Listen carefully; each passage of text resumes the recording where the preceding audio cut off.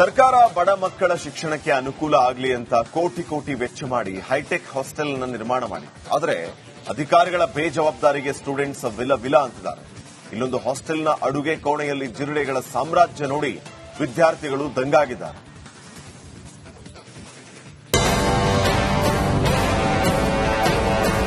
ಗಬ್ಬೆದ್ದು ನಾರುತ್ತಿರೋ ಅಡುಗೆ ಮನೆ, ಕಣ್ಣು ಹಾಯಿಸಿದಲ್ಲೆಲ್ಲ ಬೆತರುಗುಡುತ್ತಿರೋ ಜಿರಳೆಗಳು, ಜಿಡ್ಡು ಹಿಡಿದ ಅಕ್ಕಿಯಲ್ಲಿ ತುಳುಕುತ್ತಿರೋ ಹುಳಗಳು, ಈ ಜಿರಳೆಗಳ ಸಾಮ್ರಾಜ್ಯದಲ್ಲೇ ಅಡುಗೆ ಮಾಡುತ್ತಿರೋ ಸಿಬ್ಬಂದಿ, ಆ ಅಡುಗೆಯನ್ನ ತಿಂದವರನ್ನ ಆ ದೇವರೇ ಕಾಪಾಡಬೇಕು. ಬಾಲಕರ ವಸತಿ ನಿಲಯದಲ್ಲಿ ಜಿರಳೆ ಸಾಮ್ರಾಜ್ಯ. ಗದಗ ನಗರದ ಕಳಸಾಪುರ ರಸ್ತೆಯಲ್ಲಿರೋ ಮೆಟ್ರಿಕ್ ನಂತರದ ವೃತ್ತಿಪರ ಬಾಲಕರ ವಸತಿ ನಿಲಯದ ದೃಶ್ಯಗಳಿವು. ಅಡುಗೆ ಮನೆಯಲ್ಲಿ ಜಿರಳೆಗಳ ಸಾಮ್ರಾಜ್ಯವೇ ಸೃಷ್ಟಿಯಾಗಿದೆ. ಒಂದಲ್ಲ ಎರಡಲ್ಲ ನೂರಾರು ಜಿರಳೆಗಳ ಹಿಂಡು ಅಡುಗೆ ಮನೆಯಲ್ಲಿ ಠಿಕಾಣಿ ಹೂಡಿವೆ. ನಾವು ಇವಾಗ ವಸತಿ ನಿಲಯದ ಒಳಗಡೆ ಇದ್ದೇವೆ. ಇದೇ ಒಂದು ಅಡಿಗೆ ಕೋಣೆ. ನಾವು ಇಲ್ಲಿ ದೃಶ್ಯದಲ್ಲಿ ಸಹ ನೋಡ್ತಾ ಇರಬಹುದು. ಇಲ್ಲಿ ಸಾಕಷ್ಟು ಸಿಬ್ಬಂದಿಗಳು ಈ ಭಾಗದಲ್ಲಿ ಅಡುಗೆ ಮಾಡ್ತಾ ಇದ್ದಾರೆ.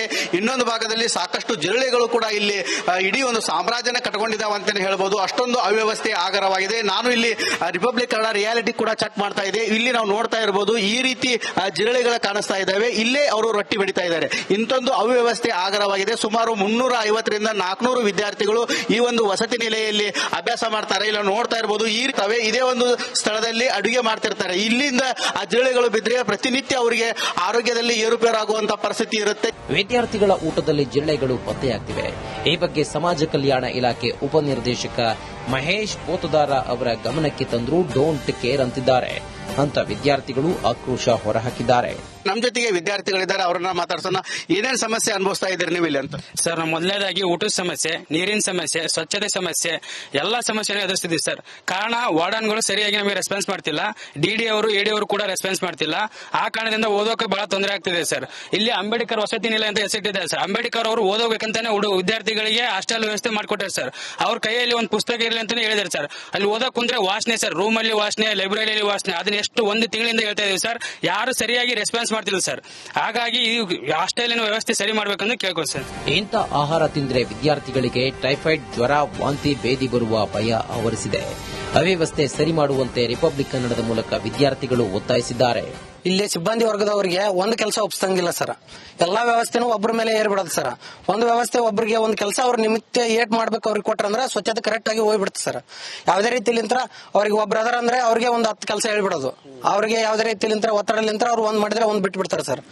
ಒಂದು ತಿಂಗಳಾಯ್ತು ಸರ್ ಫಿಲ್ಟರ್ ನೀರು ಕೆಟ್ಟು.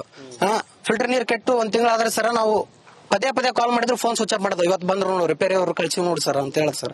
ಯಾವುದೇ ರೀತಿಲಿಂದ ಅಧಿಕಾರಿಗಳನ್ನು ಸ್ಪಂದಿಸ್ತಾ ಇಲ್ಲ ಸರ್. ಇನ್ನಾದರೂ ಸಮಾಜ ಕಲ್ಯಾಣ ಇಲಾಖೆ ಹಾಗೂ ಗದಗ ಜಿಲ್ಲಾಡಳಿತ ಎಚ್ಚೆತ್ತುಕೊಂಡು ಸೂಕ್ತ ಕ್ರಮ ಕೈಗೊಳ್ಳಬೇಕಿದೆ. ಮಂಜು ಪತ್ತಾರ್, ರಿಪಬ್ಲಿಕ್ ಕನ್ನಡ, ಗದಗ.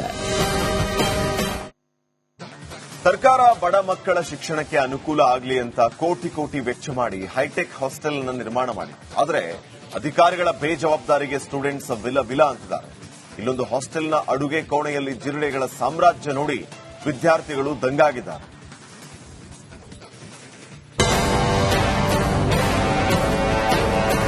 ಗಬ್ಬೆದ್ದು ನಾರುತ್ತಿರೋ ಅಡುಗೆ ಮನೆ, ಕಣ್ಣು ಹಾಯಿಸಿದಲ್ಲೆಲ್ಲ ಬೆತರುಗುಡುತ್ತಿರೋ ಜಿರಳೆಗಳು, ಜಿಡ್ಡು ಹಿಡಿದ ಅಕ್ಕಿಯಲ್ಲಿ ತುಳುಕುತ್ತಿರೋ ಹುಳಗಳು, ಈ ಜಿರಳೆಗಳ ಸಾಮ್ರಾಜ್ಯದಲ್ಲೇ ಅಡುಗೆ ಮಾಡುತ್ತಿರೋ ಸಿಬ್ಬಂದಿ, ಆ ಅಡುಗೆಯನ್ನ ತಿಂದವರನ್ನ ಆ ದೇವರೇ ಕಾಪಾಡಬೇಕು. ಬಾಲಕರ ವಸತಿ ನಿಲಯದಲ್ಲಿ ಜಿರಳೆ ಸಾಮ್ರಾಜ್ಯ. ಗದಗ ನಗರದ ಕಳಸಾಪುರ ರಸ್ತೆಯಲ್ಲಿರೋ ಮೆಟ್ರಿಕ್ ನಂತರದ ವೃತ್ತಿಪರ ಬಾಲಕರ ವಸತಿ ನಿಲಯದ ದೃಶ್ಯಗಳಿವು. ಅಡುಗೆ ಮನೆಯಲ್ಲಿ ಜಿರಳೆಗಳ ಸಾಮ್ರಾಜ್ಯವೇ ಸೃಷ್ಟಿಯಾಗಿದೆ. ಒಂದಲ್ಲ ಎರಡಲ್ಲ ನೂರಾರು ಜಿರಳೆಗಳ ಹಿಂಡು ಅಡುಗೆ ಮನೆಯಲ್ಲಿ ಠಿಕಾಣಿ ಹೂಡಿವೆ. ನಾವು ಇವಾಗ ವಸತಿ ನಿಲಯದ ಒಳಗಡೆ ಇದ್ದೇವೆ. ಇದೇ ಒಂದು ಅಡಿಗೆ ಕೋಣೆ. ನಾವು ಇಲ್ಲಿ ದೃಶ್ಯದಲ್ಲಿ ಸಹ ನೋಡ್ತಾ ಇರಬಹುದು. ಇಲ್ಲಿ ಸಾಕಷ್ಟು ಸಿಬ್ಬಂದಿಗಳು ಈ ಭಾಗದಲ್ಲಿ ಅಡುಗೆ ಮಾಡ್ತಾ ಇದ್ದಾರೆ. ಇನ್ನೊಂದು ಭಾಗದಲ್ಲಿ ಸಾಕಷ್ಟು ಜಿರಳೆಗಳು ಕೂಡ ಇಲ್ಲಿ ಇಡೀ ಒಂದು ಸಾಮ್ರಾಜ್ಯನ ಕಟ್ಕೊಂಡಿದ್ದಾವೆ ಅಂತಾನೆ ಹೇಳ್ಬೋದು. ಅಷ್ಟೊಂದು ಅವ್ಯವಸ್ಥೆ ಆಗರವಾಗಿದೆ. ನಾನು ಇಲ್ಲಿ ರಿಪಬ್ಲಿಕ್ ಕನ್ನಡ ರಿಯಾಲಿಟಿ ಕೂಡ ಚೆಕ್ ಮಾಡ್ತಾ ಇದೆ. ಇಲ್ಲಿ ನಾವು ನೋಡ್ತಾ ಇರಬಹುದು, ಈ ರೀತಿ ಜಿರಳೆಗಳು ಕಾಣಿಸ್ತಾ ಇದ್ದಾವೆ. ಇಲ್ಲೇ ಅವರು ರೊಟ್ಟಿ ಬಡಿತಾ ಇದ್ದಾರೆ. ಇಂತೊಂದು ಅವ್ಯವಸ್ಥೆ ಆಗರವಾಗಿದೆ. ಸುಮಾರು 350ರಿಂದ 400 ವಿದ್ಯಾರ್ಥಿಗಳು ಈ ಒಂದು ವಸತಿ ನಿಲಯದಲ್ಲಿ ಅಭ್ಯಾಸ ಮಾಡ್ತಾರೆ. ಇಲ್ಲಿ ನೋಡ್ತಾ ಇರಬಹುದು, ಇದೇ ಒಂದು ಸ್ಥಳದಲ್ಲಿ ಅಡುಗೆ ಮಾಡ್ತಿರ್ತಾರೆ. ಇಲ್ಲಿಂದ ಆ ಜಿರಳೆಗಳು ಬಿದ್ದರೆ ಪ್ರತಿನಿತ್ಯ ಅವರಿಗೆ ಆರೋಗ್ಯದಲ್ಲಿ ಏರುಪೇರಾಗುವಂತಹ ಪರಿಸ್ಥಿತಿ ಇರುತ್ತೆ. ವಿದ್ಯಾರ್ಥಿಗಳ ಊಟದಲ್ಲಿ ಜಿರಳೆಗಳು ಪತ್ತೆಯಾಗ್ತಿವೆ.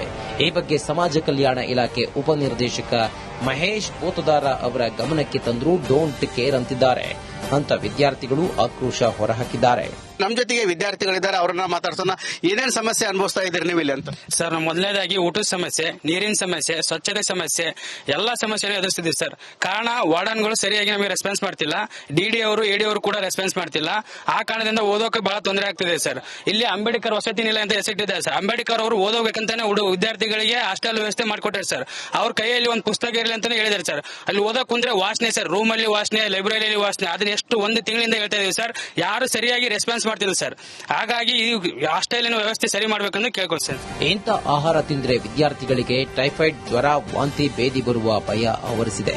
ಅವ್ಯವಸ್ಥೆ ಸರಿ ಮಾಡುವಂತೆ ರಿಪಬ್ಲಿಕ್ ಕನ್ನಡದ ಮೂಲಕ ವಿದ್ಯಾರ್ಥಿಗಳು ಒತ್ತಾಯಿಸಿದ್ದಾರೆ. ಇಲ್ಲಿ ಸಿಬ್ಬಂದಿ ವರ್ಗದವರಿಗೆ ಒಂದು ಕೆಲಸ ಒಪ್ಸಂಗಿಲ್ಲ ಸರ್.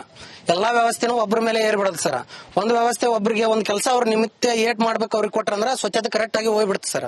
ಯಾವುದೇ ರೀತಿಲಿಂತ್ರ ಅವ್ರಿಗೆ ಒಬ್ರು ಅದರ ಅಂದ್ರೆ ಅವ್ರಿಗೆ ಒಂದು 10 ಕೆಲಸ ಹೇಳ್ಬಿಡೋದು. ಅವ್ರಿಗೆ ಯಾವುದೇ ರೀತಿಲಿಂತ್ರ ಒತ್ತಡಲಿಂತ್ರ ಅವ್ರು ಒಂದ್ ಮಾಡಿದ್ರೆ ಒಂದ್ ಬಿಟ್ಟು ಬಿಡ್ತಾರೆ ಸರ್. ಒಂದು ತಿಂಗಳಾಯ್ತು ಸರ್ ಫಿಲ್ಟರ್ ನೀರು ಕೆಟ್ಟು. ಫಿಲ್ಟರ್ ನೀರು ಕೆಟ್ಟು ಒಂದ್ ತಿಂಗಳಾದ್ರೆ ಸರ್ ನಾವು ಪದೇ ಕಾಲ್ ಮಾಡಿದ್ರು ಫೋನ್ ಸ್ವಿಚ್ ಆಫ್ ಮಾಡೋದು. ಇವತ್ತು ಬಂದ್ರು ರಿಪೇರಿ ಅವರು ಕಳಿಸಿ ನೋಡಿ ಸರ್ ಅಂತ ಹೇಳಿ ಸರ್. ಯಾವುದೇ ರೀತಿಲಿಂತ್ರ ಅಧಿಕಾರಿಗಳನ್ನು ಸ್ಪಂದಿಸ್ತಾ ಇಲ್ಲ ಸರ್. ಇನ್ನಾದರೂ ಸಮಾಜ ಕಲ್ಯಾಣ ಇಲಾಖೆ ಹಾಗೂ ಗದಗ ಜಿಲ್ಲಾಡಳಿತ ಎಚ್ಚೆತ್ತುಕೊಂಡು ಸೂಕ್ತ ಕ್ರಮ ಕೈಗೊಳ್ಳಬೇಕಿದೆ. ಮಂಜು ಪತ್ತಾರ್, ರಿಪಬ್ಲಿಕ್ ಕನ್ನಡ, ಗದಗ. ಸರ್ಕಾರ ಬಡ ಮಕ್ಕಳ ಶಿಕ್ಷಣಕ್ಕೆ ಅನುಕೂಲ ಆಗಲಿ ಅಂತ ಕೋಟಿ ವೆಚ್ಚ ಮಾಡಿ ಹೈಟೆಕ್ ಹಾಸ್ಟೆಲ್ ಅನ್ನು ನಿರ್ಮಾಣ ಮಾಡಿ, ಆದರೆ ಅಧಿಕಾರಿಗಳ ಬೇಜವಾಬ್ದಾರಿಗೆ ಸ್ಟೂಡೆಂಟ್ಸ್ ವಿಲ ಅಂತಿದ್ದಾರೆ. ಇಲ್ಲೊಂದು ಹಾಸ್ಟೆಲ್ನ ಅಡುಗೆ ಕೋಣೆಯಲ್ಲಿ ಜಿರಳೆಗಳ ಸಾಮ್ರಾಜ್ಯ ನೋಡಿ ವಿದ್ಯಾರ್ಥಿಗಳು ದಂಗಾಗಿದ್ದಾರೆ.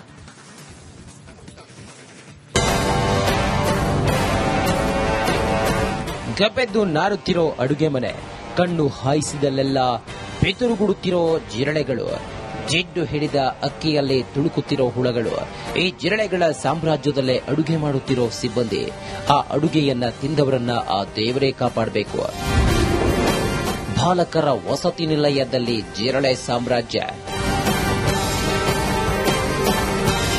ಗದಗ ನಗರದ ಕಳಸಾಪುರ ರಸ್ತೆಯಲ್ಲಿರೋ ಮೆಟ್ರಿಕ್ ನಂತರದ ವೃತ್ತಿಪರ ಬಾಲಕರ ವಸತಿ ನಿಲಯದ ದೃಶ್ಯಗಳಿವು. ಅಡುಗೆ ಮನೆಯಲ್ಲಿ ಜಿರಳೆಗಳ ಸಾಮ್ರಾಜ್ಯವೇ ಸೃಷ್ಟಿಯಾಗಿದೆ. ಒಂದಲ್ಲ ಎರಡಲ್ಲ ನೂರಾರು ಜಿರಳೆಗಳ ಹಿಂಡು ಅಡುಗೆ ಮನೆಯಲ್ಲಿ ಠಿಕಾಣಿ ಹೂಡಿವೆ.